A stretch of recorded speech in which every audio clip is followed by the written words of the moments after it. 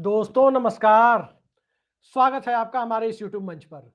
दोस्तों, सत्ता चलाने के लिए सिस्टम की आवश्यकता होती है और सिस्टम पर कब्जे के लिए सत्ताधीशों में होड़ मची होती है। लेकिन क्या सत्ता का सिस्टम लोकतंत्र के महापर्व पर हावी हो जाएगा? और लोकतंत्र का महापर्व जब बिहार में अपनी समाप्ति पर है, तो क्या सिस्टम पर कब्जे की होड़ के पहले सिस्टम के सहारे ही व्यवस्था में जनादेश को बदलने की कोई कवायद तो नहीं हो रही? व्यक्तिगत तौर पर मेरा मानना है कि जनादेश को बदलने की कवायद नहीं की जानी चाहिए और बिहार में हो भी नहीं रही है। लेकिन जिस प्रकार से राष्ट्रीय जनता दल की बेचैनी बढ़ी हुई है, जिस प्रकार से पटना से लेकर दिल्ली तक हलचल मची हुई है और जिस प्रकार से पूरा खेल नंबर गेम पर आकर टिका हुआ है, उसको देखते हुए तो यही कहा जा सकता है कि कल के पहले आज की रात कयामत की रात होने वाली है। और कयामत की रात इसलिए कि राज्यारोहण की तैयारी पाटलिपुत्र में किसकी होगी, इसके लिए जब जनता का फैसला सबके सामने आएगा, तो क्या उसके साथ 122 के नंबर की जद्दोजहद है या सिंगल लार्जेस्ट पार्टी बनने की जद्दोजहद है? 122 के नंबर की जद्दोजहद आज कोई नहीं कर रहा। ना तो भारतीय जनता पार्टी 122 के लिए बेचैन है, 101 पर लड़ी ही है, तो 122 के लिए बेचैन क्यों होगी? ना तो जनता दल यूनाइटेड 122 के लिए बेचैन है, क्योंकि वो भी 101 पर लड़ी है, और न ही राष्ट्रीय जनता दल इस हालात में है कि वो 143 सीटों पर लड़कर 122 का नंबर हासिल कर सके। यहां पूरी कवायद सिंगल लार्जेस्ट पार्टी बनने की है। राष्ट्रीय जनता दल जहां अपनी पिछली बार की टैली 75 से ऊपर अपने आंकड़े को 85-90 तक ले जाना चाहता है, भारतीय जनता पार्टी अपनी पिछली बार की टैली 74 से आगे बढ़कर 80 से 85 के बीच जाना चाहती है। और जनता दल यूनाइटेड अपनी पिछली बार की टैली, जो चिराग मॉडल के बूते बनी हुई टैली थी, 43 का नंबर जिसके पास था, वो अपने नंबर को 75 से 80 के बीच ले जाना चाहती है। लेकिन इस पूरी कवायद के बीच जनता किसे सिंगल लार्जेस्ट पार्टी बना रही है, इसके लिए वोटिंग पैटर्न कैसा रहा, किस प्रकार का रहा, इसकी चर्चा की अब कोई जरूरत महसूस नहीं हो रही। क्योंकि जब अगले 12-14 घंटे के भीतर आपके सामने रुझान आने स्पष्ट हो जाएंगे और बिहार में जब मशीनों के अंदर से जनादेश निकलना शुरू होगा, चरण दर चरण, फेज वाइज, जब काउंटिंग का नतीजा आपके सामने आने लगेगा, कौन आगे गया कौन पीछे गया, इससे ज्यादा बड़ी बात यह होगी कि आगे बढ़ने की होड़ में किससे किसकी बातचीत चल रही है। बिहार की सियासत में बातचीत का दरवाजा बंद नहीं होता। बातचीत का दरवाजा राजनीतिक रूप से राष्ट्रीय जनता दल और भारतीय जनता पार्टी के बीच खुलना असंभव है, वो खुल ही नहीं सकता। राजद और भाजपा की कोई सरकार की कल्पना बिहार में नहीं कर सकता, लेकिन जनता दल यूनाइटेड के साथ भारतीय जनता पार्टी की सरकार बनाए, इस बात की गुंजाइश तो सभी देखते हैं। जनता दल यूनाइटेड के साथ राष्ट्रीय जनता दल की सरकार बने, इस बात की गुंजाइश तो सभी देखते हैं। और एक तीसरी परिस्थिति भी जिसकी संभावना बेहद क्षीण दिखाई देती है कि क्या 2005 और 2010 की तरह जनादेश ऐसा तो नहीं आएगा जिसमें राजद और भाजपा मिलकर भी बहुमत के आंकड़े को छूते हुए नहीं दिखेंगे और तमाम दूसरे प्लेयर जनता दल यूनाइटेड के साथ इस स्थिति में होंगे कि 122 के आंकड़े को आसानी से छू सके। और उस परिस्थिति में सबने देखा कि सरकार तो नीतीश कुमार ने भाजपा के साथ ही चलाई, लेकिन भारतीय जनता पार्टी सत्ता को अपने इशारे पर चलाने में, बार्गेन करने में, सियासत को अपने कंट्रोल में रखने में कहीं से भी सफल नहीं हो सकी थी। सफलता की वो उम्मीद भी नहीं कर रही थी और कोशिश भी नहीं कर रही थी, क्योंकि कोशिशें यदि की होती भाजपा ने उस दौर में, तो नरेंद्र मोदी का पटना में डिनर कैंसिल नहीं होता। कोशिशें यदि भाजपा ने उस दौर में की होती, तो नीतीश कुमार 2013 में एनडीए छोड़कर अलग नहीं हुए होते। लेकिन बिहार की सियासत अब कोशिशों से परे है। अब बिहार की सियासत सिर्फ और सिर्फ दो लोगों के हाथ में है, नीतीश कुमार और लालू यादव। तेजस्वी यादव की भूमिका जिस प्रकार से लोगों ने देखी, जिस प्रकार से राहुल गांधी की भूमिका देखी और जिस प्रकार से बिहार के चुनाव में नरेंद्र मोदी और अमित शाह की भूमिका देखी गई, उन तमाम परिस्थितियों को यदि हम एक तरफ रखकर देखें, तो बिहार की राजनीति में जो छोटे प्लेयर्स थे और इसके साथ साथ प्रशांत किशोर की जो भूमिका थी, प्रशांत किशोर की भूमिका ने क्या भारतीय जनता पार्टी को इतना नीचे धकेल दिया है कि भारतीय जनता पार्टी जो नीतीश कुमार को मुख्यमंत्री पद का चेहरा तक डिक्लेयर करने से बचती रही, तेजस्वी यादव के सामने एनडीए का मुख्यमंत्री उम्मीदवार कौन होगा, ये बात भारतीय जनता पार्टी ने चुनाव खत्म होने तक, यूं कहें कि आज तक इस बात पर मुहर नहीं लगाई, क्या अब भी भारतीय जनता पार्टी को जनादेश से ज्यादा किसी दिव्य ज्ञानादेश की प्रतीक्षा है? या ऐसा लग रहा है कि वाकई साइलेंट वोटर ने बिहार में चुनावी हिंदुत्व को उठा लिया है? ऐसा होता हुआ कहीं दिखाई नहीं दिया, क्योंकि बिहार में पोलिंग परसेंटेज 8% से लेकर 11-12% तक बढ़ गया। और जब पोलिंग परसेंटेज इतना ज्यादा बढ़ता हुआ दिखाई दिया, पहले चरण में 65 के आसपास और दूसरे चरण में 70 के आसपास पहुंचता हुआ दिखाई दिया, तब तो सबको लगने लगा कि इतना बड़ा जो शिफ्ट हुआ है, इतना बड़ा, इतनी जो बढ़ोतरी हुई है वोटिंग में, ये कहीं ना कहीं बदलाव की तरफ इशारा करती है। लेकिन ये बात बिल्कुल सही है, जनता बदलाव के लिए तैयार थी। और ये बात भी बिल्कुल सही है कि बदलाव की इस परिस्थितियों के लिए भारतीय जनता पार्टी भी खुद को तैयार कर रही थी। लेकिन ये बात भी बिल्कुल सही है कि न तो भारतीय जनता पार्टी ने बदलाव की इस परिस्थिति को अपने पक्ष में मोड़ने के लिए नीतीश कुमार से अलग होने का साहस जुटाया, और न ही राष्ट्रीय जनता दल ने बदलाव की इस परिस्थिति को मोड़ने के लिए अपनी रणनीतियों को उस स्तर पर ले जाकर अंजाम दिया जिस स्तर पर आम तौर पर बदलाव की बयार को थामने के लिए जिस रणनीति की जरूरत होती है। लेकिन खैर, अब जरूरतों से कहीं आगे परिस्थितियों की बात है कि क्या नीतीश कुमार कल फिर परिस्थितियों के मुख्यमंत्री बन रहे हैं? तीन परिस्थितियां साफ साफ दिखाई दे रही है। पहली परिस्थिति कि राष्ट्रीय Janata Dal single largest party बनी। राष्ट्रीय जनता दल अगर सिंगल लार्जेस्ट पार्टी बन रही है तो जनता दल यूनाइटेड और राष्ट्रीय जनता दल के बीच संबंधों की कोई गुंजाइश नहीं है। यानी केंद्र में नरेंद्र मोदी की सरकार कम से कम पूरी तरह सुरक्षित है, उसके बहुमत को कोई खतरा नहीं है अगर राष्ट्रीय Janata Dal single largest party बन के आ रही है, जैसा एक्सिस माई इंडिया वाले प्रदीप गुप्ता और उनका एग्जिट पोल दिखा रहा है। दूसरी परिस्थिति यह है कि Bharatiya Janata party single largest party बने। भारतीय जनता पार्टी अगर सिंगल लार्जेस्ट पार्टी बन रही है तो जनता दल यूनाइटेड का अस्तित्व चंद दिनों का मेहमान है। और तीसरी परिस्थिति यह है कि Janata Dal United single largest party बने।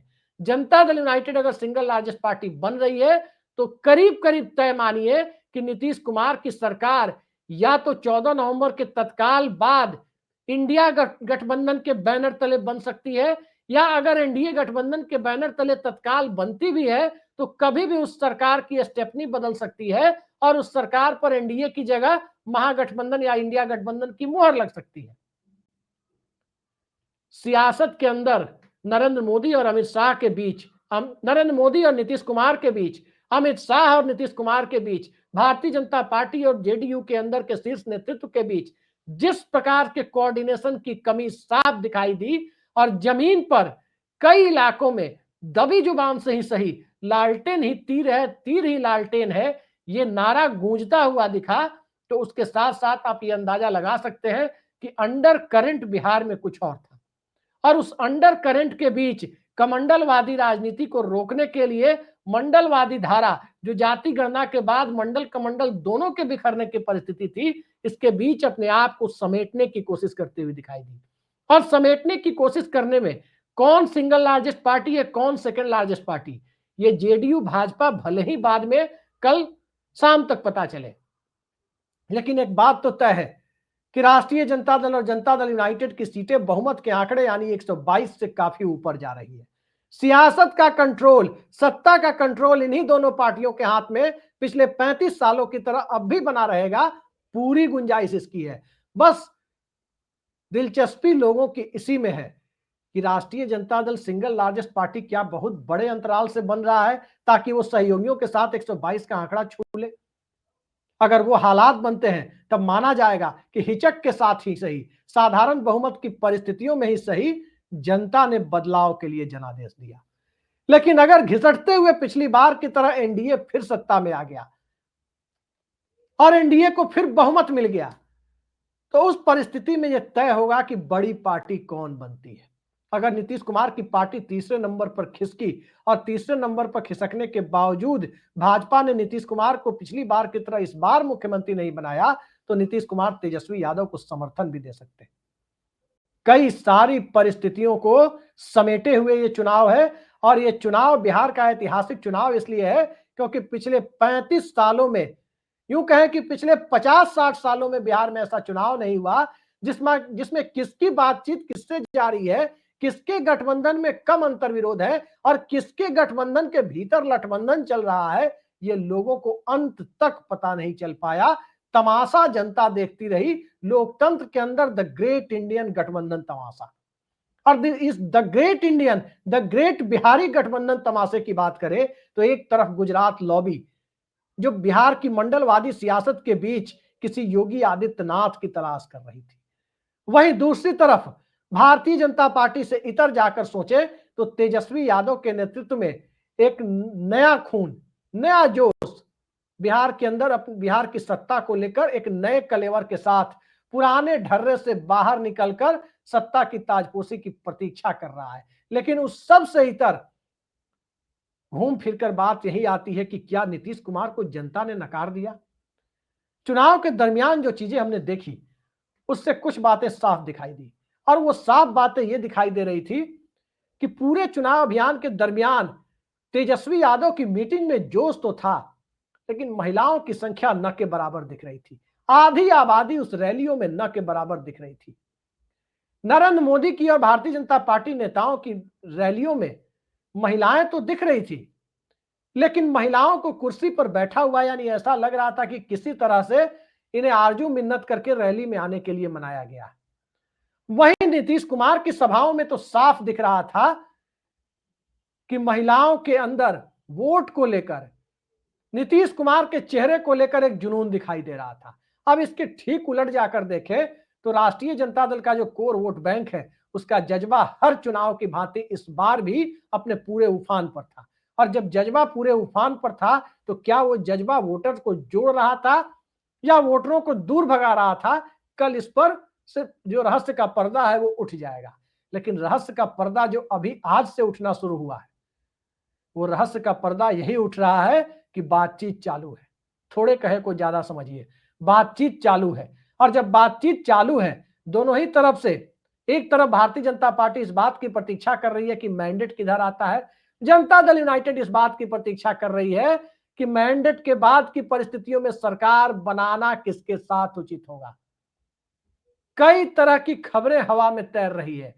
कई लोग ये बात कह रहे हैं कि चुनाव के बाद जेडीयू टूट सकती है, कई लोग ये बात कह रहे हैं कि राष्ट्रीय जनता दल जेडीयू के साथ खड़ी हो सकती है, लेकिन इसके लिए नंबर गेम जरूरी हो जाता है।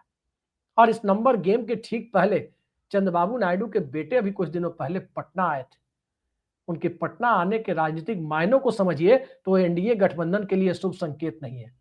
नतीजों के बाद नीतीश कुमार शिफ्ट करेंगे, पॉलिटिकल शिफ्ट, और वो पॉलिटिकल शिफ्ट किस तरह का होगा, एनडीए के अंदर उसके उनके स्टैंड को और ज्यादा मजबूत बनाएगा। वो मुख्यमंत्री के साथ साथ विधानसभा अध्यक्ष के पद पर भी पहले की तरह दावेदारी ठोक देंगे, या यही डील महागठबंधन के साथ करते हुए दिखाई देंगे। मैं बार बार कह रहा हूं, इस बार मुख्यमंत्री पद के लिए जितनी जद्दोजहद है उतनी ही विधानसभा अध्यक्ष पद के लिए है, क्योंकि अध्यक्ष की भूमिका किसी भी ऑपरेशन लोटस की भूमिका को रोकने या उसे तेज करने के लिए जरूरी हो जाती है। और उन सब परिस्थितियों को देखते हुए अब नीतीश कुमार वो परिस्थिति नहीं बनने देंगे जिसमें विधानसभा अध्यक्ष का पद उन्हें किन्हीं नंदकिशोर यादव के लिए, किन्हीं विजय सिन्हा के लिए या किन्हीं अवध बिहारी चौधरी के लिए छोड़ना पड़े। हालात एकदम अलग दिशा में जा रहे हैं और दिल्ली की सियासत में नीतीश कुमार के रुख की वजह से मोदी सत्ता की सांस अटकी हुई दिखाई दे रही है। मोदी सत्ता की सांस इसलिए अटकी हुई है कि अगर नीतीश कुमार ने दामन छोड़ा, कल की परिस्थितियों में नीतीश कुमार ने दामन छोड़ा तो चंद्रबाबू नायडू देर नहीं करेंगे। चंद्रबाबू नायडू मौके पर चौका मारने वाली सियासत के सबसे बड़े खिलाड़ियों में से एक माने जाते हैं। और इस पूरे सियासी खेल पर आप नजर डालें, एक दो बातें साफ हो जाती है जिसे डिकोड करने के लिए बहुत ज्यादा दिमाग लगाने की जरूरत नहीं है। मोदी शाह के साथ नीतीश कुमार की कोई बहुत अच्छी केमिस्ट्री नहीं है। 30 अक्टूबर के बाद नीतीश कुमार ने मोदी शाह के साथ मंच शेयर करना छोड़ दिया। पटना के रोड शो में नहीं गए, बेतिया की रैली या किसी और रैली में नहीं गए, और उसी वक्त साफ हो गया कि एनडीए गठबंधन के साथ जनता दल यूनाइटेड को जोड़े रखने वाला जो राजनीतिक फेविकॉल है वो फेविकॉल अब अपना असर छोड़ रहा है। और जिस सियासी ऑक्सीजन की जरूरत है वो सियासी ऑक्सीजन जनमत भी, जनादेश भी अब शायद ही मुहैया करा पाए। बहुत सारी परिस्थितियां हैं बिहार की राजनीति को लेकर, लेकिन बिहार दिल्ली की सांस अटका कर बैठा हुआ है, ये बात तो करीब करीब तय है। और कल देखते हैं कि 243 सदस्यों का के लिए जो बिहार में चुनाव हुआ है, 122 के आंकड़े में कौन सा चुनाव पूर्व गठबंधन फिट बैठता है, ये उतना महत्वपूर्ण नहीं है, बल्कि इससे भी ज्यादा महत्वपूर्ण है कि सिंगल लार्जेस्ट पार्टी का फैसला राजद और जदयू इन दोनों में से किसके बीच होता है। गलती से भी Bharatiya Janata party single largest party बन गई, जिसकी संभावना बेहद कम दिखाई देती है, अगर वो बन गई तब भूल जाइए कि राष्ट्रीय जनता दल के नेतृत्व में सरकार बनेगी। भूल जाइए किस विधानसभा की पहली सरकार जनता दल यूनाइटेड के नेतृत्व में बनेगी। अगर भारतीय जनता पार्टी को बिहार विधानसभा के इतिहास में पहली बार सिंगल लार्जेस्ट पार्टी बनने का मौका गलती से भी मिल गया, तो तय मानिए कि आरिफ मोहम्मद खान का न्योता किसी भाजपा नेता को जाएगा, संभवतः नित्यानंद राय को जाएगा, संभवतः गिरिराज सिंह को जाएगा। ये बात करीब करीब तय मानिए। लेकिन क्या वाकई जनादेश ऐसा है?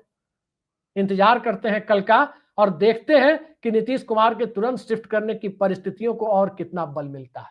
पिक्चर अभी बाकी है और इस पिक्चर को देखने के लिए कुर्सी की पेटी बांध लीजिए, ज्यादा इंतजार करने की जरूरत नहीं है। आप सबके सामने जनादेश आ रहा है कि किसके पक्ष में 142 आता है, या किसके पक्ष में 90 आता है, या किसके पक्ष में 150 आता है। 122 के आंकड़े के नीचे कौन सिमटता है और 122 के आंकड़े के ऊपर कौन सिमटता है, इस सवाल से ज्यादा जरूरी सवाल यह है कि 70 से 80 के बीच बिहार विधानसभा में कौन कौन सिमटता है।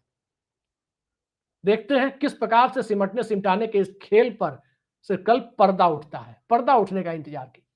आज के लिए इतना ही। नमस्कार।